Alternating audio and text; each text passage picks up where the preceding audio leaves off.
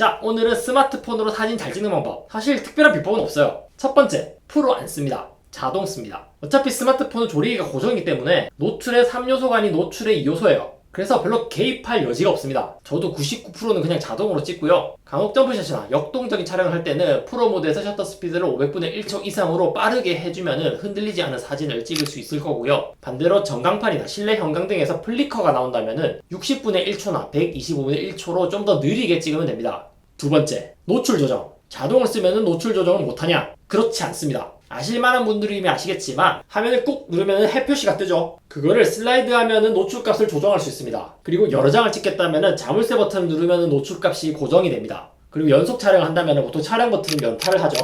더 쉬운 방법이 있어요. 꾹 누르고 아래로 당겨보세요. 연속 촬영이 됩니다.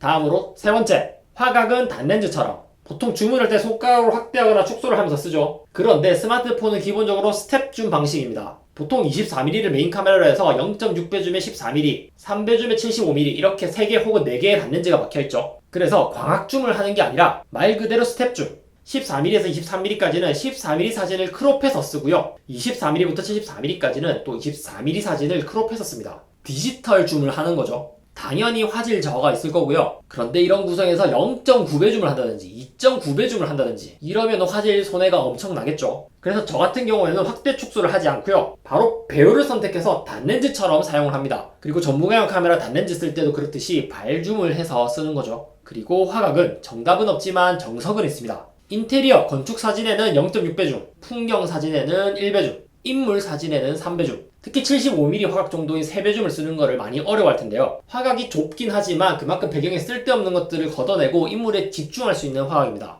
옛날에 이 비슷한 85mm 화각대를 여친 렌즈라고 부르기도 했어요. 그만큼 인물용으로는 최고입니다. 특히 인물 모드로 하면 기본값이 3배 줌이죠. 요즘 스마트폰도 아웃포커싱 효과가 굉장히 정교해져서 꽤 그럴듯한 사진을 뽑아줍니다. 다음으로 네 번째, 그리드 격자. 설정에 보시면은 수직 수평 안내선이 있습니다. 이걸로 수평을 잡는 겁니다. 수평이 별것 아닌 것 같지만 사진 퀄리티의 한 끗 차이를 만드는 아주 중요한 역할을 합니다. 특별한 이유가 없다면 수평은 맞춰주는 게 좋아요. 그리고 수평이라고 하면은 기본적으로 롤축만 생각하는데요. 롤축은 6축 중에서 한 개일 뿐이고요. 적어도 3가지는 고려를 해야 합니다. 흔히 생각하는 롤축, 그리고 위아래로 회전하는 틸트축, 그리고 좌우로 회전하는 펜축. 먼저 틸트축 수평을 맞추려면 프레임 양끝에 수직선이 있는 세로 격자선과 평행하도록 만들어야 됩니다. 틸트를 맞췄다면 피사체와 정확하게 평행이 될 거예요. 인물 촬영이라면 아이레벨 구도라고 볼 수 있겠죠. 그리고 펜축은 특별히 중요하지는 않지만 어떤 배경의 정면에서 찍을 때는 필요합니다. 틸트와 반대로 프레임 내에서 아래, 위 수평선을 가로 격자선과 평행하도록 만들어주면 됩니다.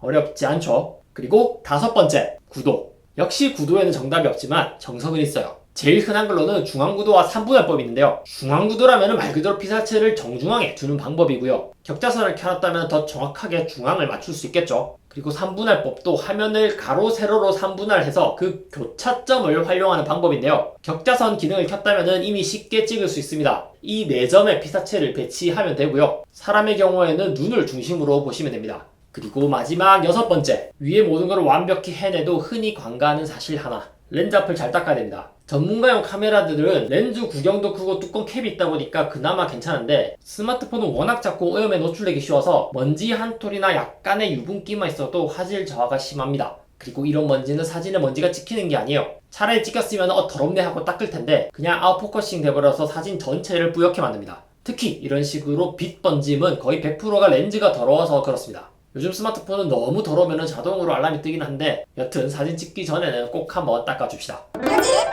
자, 어떤가요? 사실 스마트폰이라고 전문가용 카메라랑 특별히 다르게 찍어야 할 부분은 없습니다. 오히려 전문가용 카메라에서 신경 써야 했던 부분들을 스마트폰에서는 신경 쓰지 않아도 된다는 게 큰 장점이죠. 그래도 셔터 스피드, 조리개, ISO 이런 게 왜 생겼을까 그 원리를 이해한다면은 스마트폰에서도 더 잘 찍을 수 있을 겁니다. 자, 그래서 오늘의 요약. 카메라 기초는 카메라.